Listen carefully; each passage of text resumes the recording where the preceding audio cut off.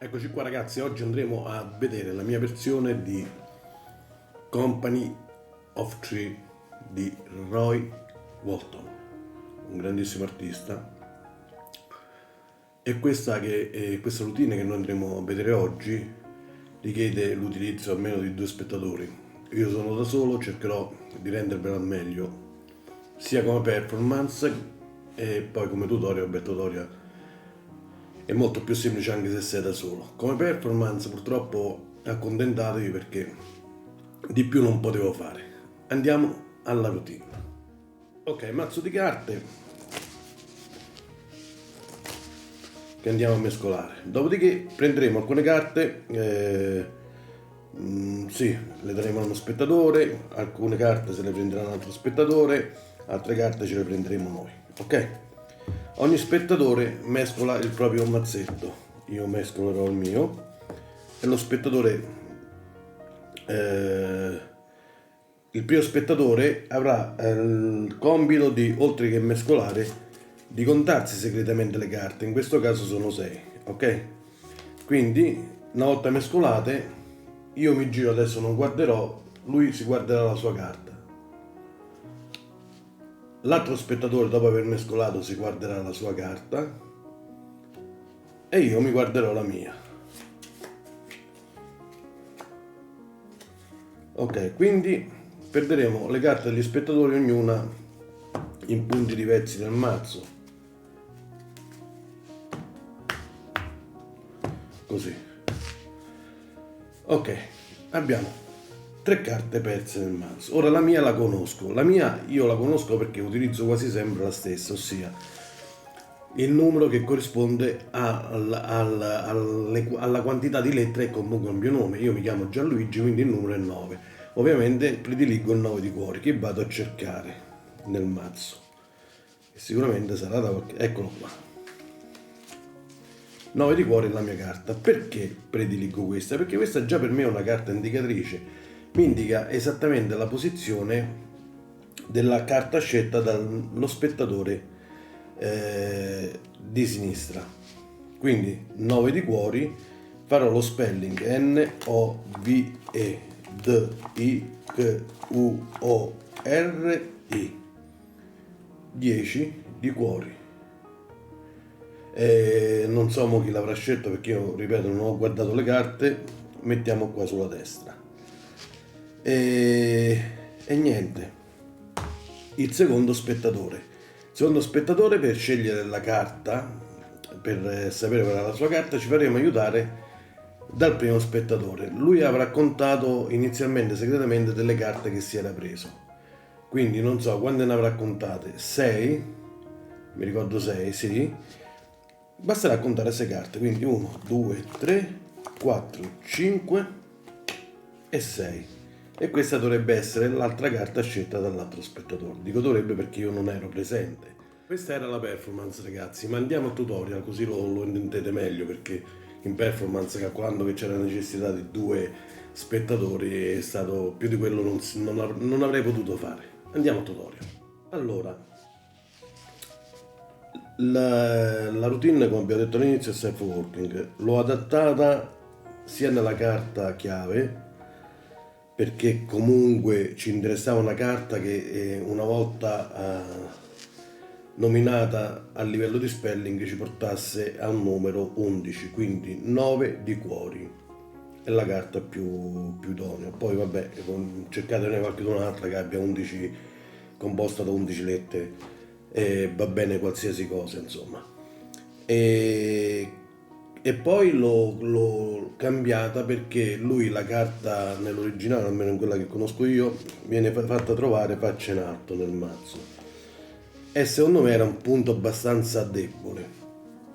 Allora, vediamo come si sviluppa. Noi dobbiamo mettere la 9 di cuori in 11ª posizione dal fondo, quindi 2, 4, 6, 8, 10. 9 di cuori. Tutto il resto del mazzo sopra.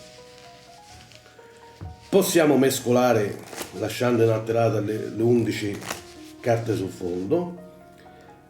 Andiamo verso il primo spettatore e lo invitiamo a scegliere, a prendere alcune carte.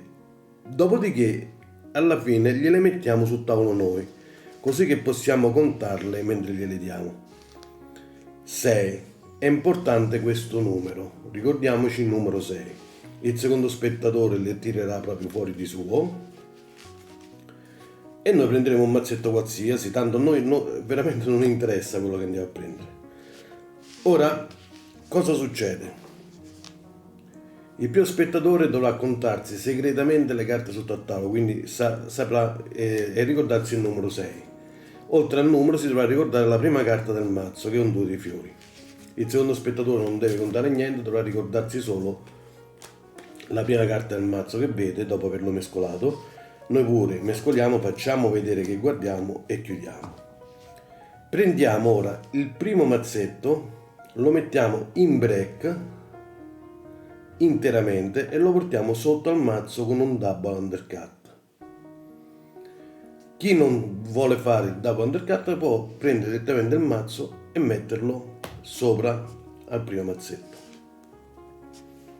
Quindi prenderemo il secondo mazzetto, lo metteremo al break, pure il secondo, e faremo anche qui un double undercut per portarlo sotto. Chi non vuole fare il double undercut lo conosciamo tutti, no? Non ve lo mostro proprio perché penso sia proprio la parte più elementare. Chi non vuole fare neanche questa volta il double undercut può mettere direttamente sopra tutto il resto del mazzo e ancora una volta sopra al nostro mazzetto, e possiamo anche tagliare. Vi garantisco che anche farlo così senza fare il doppio taglio e portare sotto i mazzetti rende l'idea. Stendiamo al nastro, mostriamo come le carte sono tutte di dorso e diciamo che andiamo a prendere per prima la nostra carta, che è una carta per noi magica, il 9. Il 9 corrisponde al numero delle lettere che formano il mio nome. Io mi chiamo Gianluigi, quindi ho scelto il 9, il 9 di cuori, perché è una carta non avrei potuto scegliere diversamente, e vado a trovarmi il 9 di cuori. 9 di cuori, eccolo qua. Ovviamente io che cosa ho fatto? Avendolo sotto il 9 di cuori devo portare questa sopra, cioè tutte le carte che trovo prima del 9 di cuori devono andare sopra l'intero mazzetto.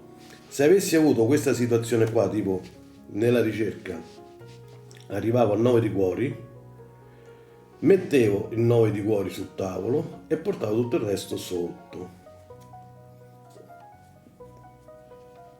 Ora, facendo questo, che succede? Faccio lo spelling del 9 di cuori: N-O-V-E-D-I-Q-U-O-R-I,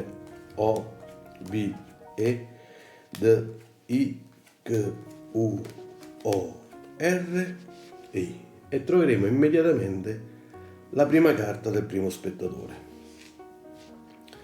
La seconda carta la troviamo in sesta posizione dalla prima, perché se vi ricordate noi abbiamo messo sotto direttamente i mazzetti, quindi tranquillamente li troviamo nello stesso ordine. Basterà chiedere al primo spettatore quale fosse il numero delle carte scelte, anzi questo dovrebbe essere, non mi ricordo bene ragazzi, perdonatemi, il numero delle carte scelte, ci dirà 6, noi gireremo 6 carte e arriveremo esattamente alla carta del secondo spettatore. Questo è il tutorial di oggi. Penso sia un effetto valido, di facile realizzazione e come sempre, se presentato bene, devastante sul pubblico. Ciao, alla prossima. Ogni tanto magari iscrivetevi, cliccateci qualche mi piace, scriveteci pure nella chat del canale qualsiasi problema o qualsiasi dubbio vi viene. Noi cercheremo sempre di accontentarvi. Ciao a tutti, grazie.